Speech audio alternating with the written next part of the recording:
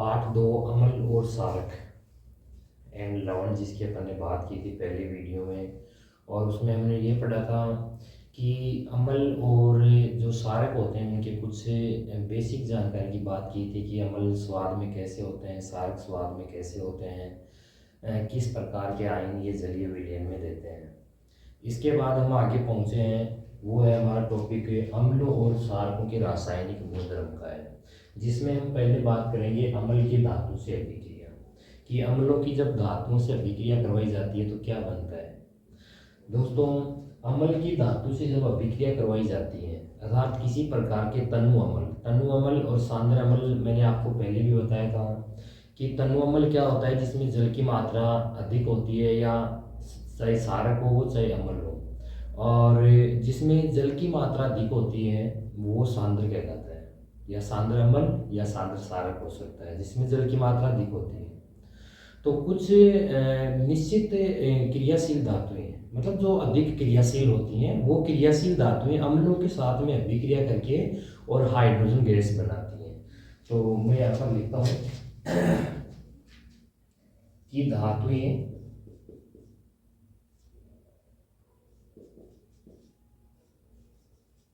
तनु अम्लों से क्रिया कर या अभिक्रिया करके लवण व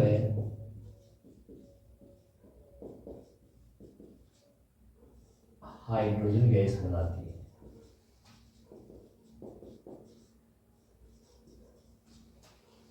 धातुएं तनु अम्लों से क्रिया कर लवण और हाइड्रोजन गैस बनाती है। जैसे मैं यहाँ लिख देता हूँ, धातु प्लस अम्ल, इसकी अभिक्रिया से जो उत्पाद बनते हैं वो होता है लवण और हाइड्रोजन गैस।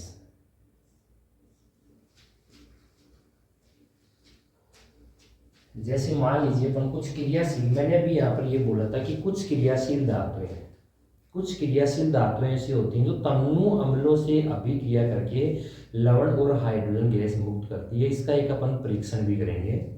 तो देखिए, अपन क्या करते हैं, एक बोर्ड लेते हैं,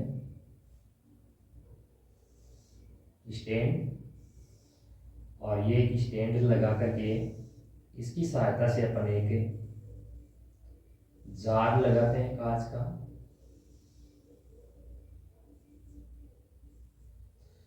और इसको कॉर्क की सहायता से बंद कर देते हैं। एक परख नली या प्रवाह नली बोल दें इसको, से या प्रवाह नली इस प्रकार से लाते हैं अपन, और पास भरे हुए साबुन के पानी से, या साबुन का विलयन इसमें भरा हुआ है, इसमें इसको लाया जाता है। इसमें मैंने बनाया तनु सल्फ्यूरिक अम्ल जिसका सूत्र होता है H2SO4, और कुछ दानेदार जिंक के टुकड़े लिए हैं Zn के। ये प्रवाह नली,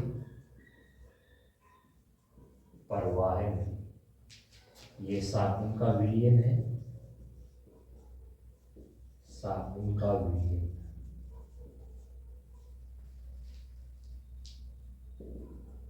ये H2SO4 सल्फ्यूरिक अम्ल और कुछ दानेदार जिंक के टुकड़े मैंने इसमें डाले हैं। बच्चों देखो, एक अपन परीक्षण कर रहे हैं छोटा सा, कि एक अपन स्टैंड लेकर के एक कांच का जार इसमें बांधते हैं और इसमें सल्फ्यूरिक अम्ल लेते हैं। तनु सल्फ्यूरिक अम्ल का सूत्र H2SO4 होता है, और इसमें कुछ दानेदार जिंक के टुकड़े अर्थात धातु डालते हैं। तो क्या होता है, जब यहाँ पर क्रिया होती है तो इसमें गैस बनती है, वो गैस इस प्रवाह नली से होते हुए साबुन के पानी में आती है। क्या होता है, जब किसी भी प्रकार के विलयन में अगर प्रेशर लगता हो, अगर अपन किसी प्रकार के खाली गिलास लेकर के उसमें पानी लेते हैं और साबुन का पानी लेते हैं या शैम्पू का पानी लेते हैं, और किसी निब की सहायता से या खाली पाइप की सहायता से अगर उसमें अपन फूंक मारते हैं या हवा मारते हैं तो उसमें बुलबुले उठते हैं। तो वही क्रिया यहाँ होती है कि यहाँ पर सल्फ्यूरिक अम्ल जिंक से क्रिया करके यहाँ पर गैस बनती है, वो गैस इस प्रवाह नली की सहायता से साबुन के पानी में पहुँचता है। यहाँ जब ये प्रेशर के साथ में आता है तो होता क्या है, यहाँ पर कुछ बुलबुले बनते हैं। क्या बनते हैं, यहाँ पर बुलबुले उठते हैं इस प्रकार से। ये बुलबुले ऊपर की ओर उठते हैं। इन बुलबुलों के पास में अपन क्या करते हैं, जलती हुई माचिस की तिल्ली या मोमबत्ती लेकर के जाते हैं।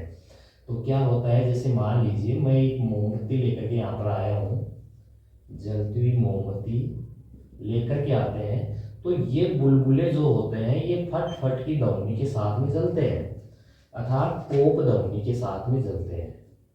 पोप ध्वनि, पोप ध्वनि उत्पन्न होती है, अर्थात फट फट की ध्वनि के साथ ये बुलबुले जलते हैं। इसलिए हम कह सकते हैं कि यहाँ पर जो उत्पन्न गैस होती है, यहाँ जो बन रही गैस है जल रही है, पोप ध्वनि के साथ में ये बुलबुले जलते हैं। इसका मतलब हम कह सकते हैं कि ये जो गैस है वो हाइड्रोजन गैस है, और हाइड्रोजन गैस होती है ज्वलनशील गैस। हाइड्रोजन गैस कैसी गैस होती है, ज्वलनशील, ज्वलनशील गैस होती है, मतलब जलने वाली गैस होती है। अब देखिए आगे, अब हम ये क्रिया करवाते हैं कि ये बना क्या है, यहाँ पर किस प्रकार का लवण इसमें बनता है, कौन सी गैस इसके माध्यम से जाती है। तो हमने क्या लिया था, सल्फ्यूरिक अम्ल लिया था। सल्फ्यूरिक अम्ल का सूत्र होता है H2SO4।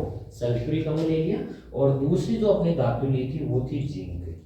ये जिंक धातु ले ली। इनकी जब क्रिया होती है, दोनों में जब रिएक्शन होता है, तो क्या बनता है कि मैंने क्या कहा था कि क्रियाशील धातुएं होती है। कुछ क्रियाशील धातुएं कम क्रियाशील धातुओं को उनके यौगिक से क्या कर देती हैं, विस्थापित कर देती हैं, हटा देते हैं। जैसे अधिक क्रियाशील को मान लीजिए आप, ये मान लीजिए जैसे ताकतवर है, अधिक शक्तिशाली है, ये पावरफुल है, और ये यहाँ पर हाइड्रोजन से थोड़ा सा क्या है, वीक है, कमजोर है। तो ये जिंक यहाँ से हाइड्रोजन को क्या कर देगा, विस्थापित कर देगा, यहाँ से हटा देगा इसको, और ये जिंक यहाँ पर खुद आ जाएगा हाइड्रोजन की जगह। कैसे आ जाएगा, जैसे ये यहाँ पर हाइड्रोजन था, तो हाइड्रोजन यहाँ से हटता है, यहाँ पर जिंक आ जाता है, जिंक के बाद में कौन है, SO4। तो ये SO4 सल्फेट आ गया। यहाँ से जो अलग हुआ था वो कौन था, हाइड्रोजन हुआ था बच्चों। तो ये इस प्रकार से अभिक्रिया हो जाती है कि जिंक यहाँ से हाइड्रोजन को विस्थापित करता है। तो ये अपने पहले पार्ट में बात की थी कि ये एक विस्थापन अभिक्रिया का एग्जाम्पल है। विस्थापन अभिक्रिया क्या होती है कि जब कोई अधिक क्रियाशील तत्व है किसी कम क्रियाशील तत्व को उसके यौगिक से हटा देता है या विस्थापित कर देता है, तो उसको विस्थापन अभिक्रिया कहा जाता है। तो यहाँ पर जो हाइड्रोजन होता है इसको जिंक विस्थापित कर देता है, हटा देता है, अर्थात यहाँ हाइड्रोजन की जगह कौन ले लेता है, जिंक ले लेता है, तो जिंक सल्फेट बन जाता है, और विस्थापित हुई जो गैस होती है वो हाइड्रोजन हो जाती है। तो ये इस प्रकार से अपन एक अभिक्रिया बनाई है। अगला दूसरा है सारक की धातु से क्रिया। सारकों की धातुओं से अभिक्रिया। इससे पहले अपन ने बात की थी कि भाई अम्लों के साथ में जब धातुओं की अभिक्रिया होती है तो वो लवण और हाइड्रोजन बनाते हैं। अब आगे यहाँ पर हम पहुंचे कि सारक की धातु से अभिक्रिया करने से क्या बनता है, क्या होता है जब सारकों से धातुएं मिलती हैं। तो मैं आपको पहले एक लाइन बता दूं बच्चों, इसमें क्या होता है कि जो धातुएं होती हैं वो सारकों से अभिक्रिया तो नहीं करती हैं, लेकिन कुछ धातुएं ऐसी होती हैं जो प्रबल सारकों के साथ में अभिक्रिया करती हैं। जैसे प्रबल सारक कौन से होते हैं, अपने बात की थी चैप्टर में कि सोडियम हाइड्रोक्साइड NaOH, या पोटेशियम हाइड्रोक्साइड होता है, या लिथियम हाइड्रोक्साइड होता है। तो ये जो सारक होते हैं जो अत्यधिक प्रबल होते हैं, इन सारकों की अगर धातुओं के साथ में अभिक्रिया करवाई जाती है तो लवण और हाइड्रोजन गैस बनती है। तो मैं यहाँ पर लिखता हूं कि धातु प्लस सारक, धातु की सारक से अभिक्रिया करवाई जाती है तो लवण प्लस हाइड्रोजन बनता है, लवण प्लस हाइड्रोजन। ध्यान दीजिएगा सभी धातुएं सारकों के साथ में अभिक्रिया नहीं करती हैं। कुछ धातुएं जैसे जिंक है, एल्यूमिनियम है, इस प्रकार की धातुएं प्रबल सारकों के साथ में अभिक्रिया करती हैं और लवण और हाइड्रोजन बनाती है। तो जैसे मान लीजिए अपन धातु लेते हैं, जैसे जिंक धातु है, Zn प्लस सारक प्रबल लेना है NaOH। जिंक की अगर सोडियम हाइड्रोक्साइड के साथ में अभिक्रिया करवाई जाती है तो लवण और हाइड्रोजन बनता है। जैसे इस अभिक्रिया को अगर अपन बनाते हैं तो यहाँ पर जो जिंक होता है और ये सोडियम है, यहाँ पर जिंक ऑक्सीजन से पहले क्रिया करता है और जिंक ऑक्साइड बनाता है बच्चों। ZnO से मिलेगा क्या बनेगा, ZnO। मैं यहाँ पर लिखता हूं ZnO। ZnO, और फिर ये जो सोडियम है ये इसके साथ में क्रिया करता है, अर्थात यहाँ पर मैं लिखूंगा सोडियम Na, अर्थात NaZnO, और क्या बनता है, ये क्या है यहाँ पर H। तो कभी भी बच्चों H को अकेला H नहीं लिखा जाता है, H2 लिखा जाता है। तो यहाँ पर मैं इसको H2 लिख देता हूँ। ये हो गई अपनी अभिक्रिया। अब इस अभिक्रिया को अपने को संतुलित करना है। क्यों संतुलित करने की जरूरत कहाँ पड़ी, क्योंकि यहाँ पर हाइड्रोजन 1 है और इधर हाइड्रोजन 2 है। तो इधर हाइड्रोजन 2 करने के लिए अपन यहाँ पर कितने लगाएंगे, 2 लगाएंगे। 2 लगाएंगे तो यहाँ पर अब सोडियम भी कितने हो गए बच्चों, 2, और ऑक्सीजन भी कितने हो गए, 2 हो गए। तो यहाँ पर सोडियम को 2 करने के लिए यहाँ पर सोडियम के बाद में अपन कितने लगा देंगे, 2 लगा देंगे, और वो 2 है तो यहाँ पर भी कितने लगा देंगे, 2 लगा देंगे। ये बन गया अपना सोडियम जिंकेट बोलते हैं इसको, सोडियम जिंकेट, सोडियम जिंकेट, और ये हाइड्रोजन बन गया। इसी प्रकार से आप दूसरा बना सकते हैं, जैसे टिन होता है, टिन Sn, टिन भी प्रबल क्षारकों के साथ में अभिक्रिया करके लवण और हाइड्रोजन देता है। जैसे Sn, टिन का सूत्र क्या होता है तो Sn टिन प्लस इसकी सोडियम के साथ में करवा दो या पोटेशियम हाइड्रोक्साइड के साथ में करवा सकते हो आप, NaOH, इसके साथ में अभिक्रिया करवाते हैं तो यही बनेगा। मैंने अभी जैसे आपको यहाँ पर बताया था जिंक ऑक्साइड बनता है, तो यहाँ पर टिन ऑक्साइड बन जाएगा। ये रहा टिन ऑक्साइड, कैसे, SnO, टिन ऑक्साइड बन जाएगा। टिन ऑक्साइड फिर किससे अभिक्रिया कर लेगा, सोडियम से कर लेगा। तो आप इस प्रकार से लिख सकते हैं NaSnO, और बच्चों ये क्या है, यहाँ पर H है, तो H को कभी भी क्या नहीं लिखा जाता है, H नहीं लिखा जाता है, H2 लिखते हैं। अभिक्रिया को यहाँ पर भी आपको संतुलित करने की आवश्यकता है। क्यों है, क्योंकि यहाँ पर हाइड्रोजन 1 है और यहाँ पर हाइड्रोजन 2 है। तो हाइड्रोजन 2 करने के लिए अपन यहाँ पर कितने लगा देंगे, 2 लगाएंगे। 2 लगाने के बाद में हम ये देखेंगे कि यहाँ पर सोडियम भी कितने हो चुके हैं बच्चों, 2 हो चुके हैं, सॉरी, और यहाँ पर अपने पास सोडियम कितना है, 1 है, और यहाँ पर इसको 2 करने के लिए अपन कितने लगा देंगे, 2 लगा देंगे। O भी 2 है तो यहाँ पर O के भी कितने लगा देंगे, 2 लगा देंगे। अब देखिए ये बन गया अपना सोडियम स्टेनाइट, इसको क्या बोलते हैं, सोडियम स्टेनाइट बोलते हैं बच्चों, स्टेनाइट, सोडियम स्टेनाइट है, और ये क्या बना है, हाइड्रोजन बना है। आगे देखो बच्चों अगला अपना, ये एक अभिक्रिया हो गई, 2 अभिक्रिया हो गई। एल्यूमिनियम भी हो जाता है बच्चों, एल्यूमिनियम भी प्रबल क्षारकों के साथ में अभिक्रिया कर लेता है, लेकिन एल्यूमिनियम की प्रबल क्षारकों के साथ में जब अभिक्रिया करवाई जाती है तो उसमें जल की मात्रा की भी जरूरत पड़ती है, तो वहां पर अपन को जल भी लेना होता है। कैसे लेते हैं, जैसे मान लीजिए मैंने अभी बताया आपको जल की आवश्यकता होती है, अर्थात Al plus NaOH plus H2O। अब ये अभिक्रिया बनेगी बच्चों, और ये अभिक्रिया मुझे आपका इसमें कमेंट का इंतजार रहेगा, आप इसमें मुझे बताएंगे कि यहाँ पर क्या बनेगा। बाकी फिर मैं आपको बताऊंगा ये कल की क्लास में।